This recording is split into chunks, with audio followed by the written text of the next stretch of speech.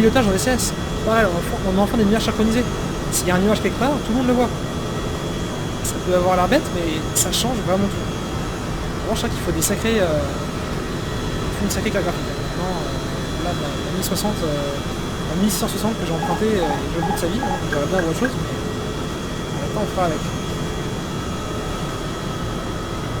Incroyable, j'ai fait un virage totalement au hasard, j'ai volé comme un pou au hasard, et qu'est-ce que je retombe pile sur le K630. Tout ça. Vous voyez, hein, le rendu est vraiment somptueux. Alors c'est un peu une vidéo contemplative, hein, je vous avoue, il n'est pas question de faire une mission, mais parce que vous allez voir ce ciel maintenant pendant des années, parce que ça n'a pas non plus évolué tant que ça, donc disons voilà, je fais plus part de la nouveauté, hein, on voit ça ensemble, on peut voir dans les détails un peu comment ça se passe ensuite au niveau de la sélection, etc.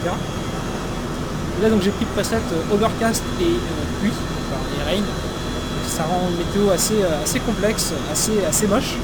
On va faire un peu de dogfight, vous verrez tout à l'heure, c'est assez sympa.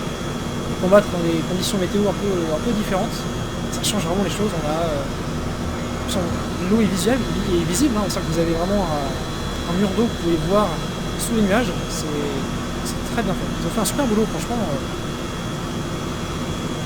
Les performances sont un peu PLS, mais le cloud surfing prend tout son sens et c'est excellent. Je pense que tout le monde est ravi de cette nouveauté, c'est quelque chose qu'on attendait depuis très longtemps en DCS.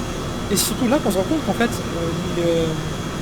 le sol, l'environnement sur lequel on vole, est au moins aussi important que les nuages, parce que au fond ça forme un environnement dans lequel on évolue, c'est du relief, c'est de la texture, et donc avoir des beaux nuages et des effets qui sont bons, ça change vraiment tout. Regardez-moi ça. On se croirait un peu dans Flight Simulator, mais c'est assez surprenant. Les sens sont un peu biaisés, on n'a pas l'habitude de voir des CS aussi beaux en fait. C'est aussi là qu'on se rend compte que le ciel est grand, parce que vu qu'on a enfin des nuages volumétriques autour duquel voler, on se rend compte en fait des performances, de la vitesse à laquelle on monte, on se rend compte que les masses aussi nuageuses sont monstrueuses, et que là je suis en train d'essayer de contourner un nuage, j'ai perdu en vitesse, j'ai dû monter de 7000 pieds, enfin c'est monstrueux quoi. Voilà, très impressionnant, hein, je sais pas ce que vous en pensez, mais moi je suis cool.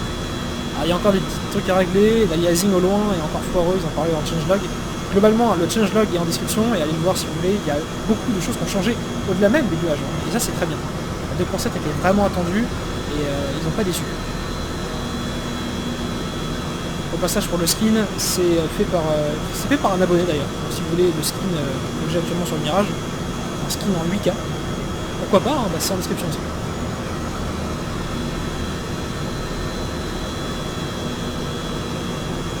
Bon, plutôt que de vous montrer le nuage pendant une demi-heure, on va essayer de faire un peu de gameplay. Je vais vous montrer un peu ce que ça donne dans des conditions réelles d'utilisation.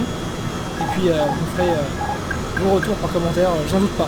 Enfin, surtout, allez le télécharger, hein, ça pèse environ 30 Go, et même 60 ou 80 Go, je crois, si vous avez la map Siri. Donc autant vous dire, prenez votre temps si vous n'avez pas la fibre.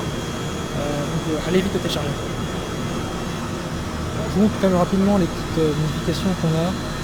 Pour faire très simple, ce qui vous intéressera vraiment, c'est les nuages. Il faut les passer au niveau que vous voulez, hein, ce sont les graphismes actuels avec la petite carte qui crame ses ailes totalement affichée sur le simulateur.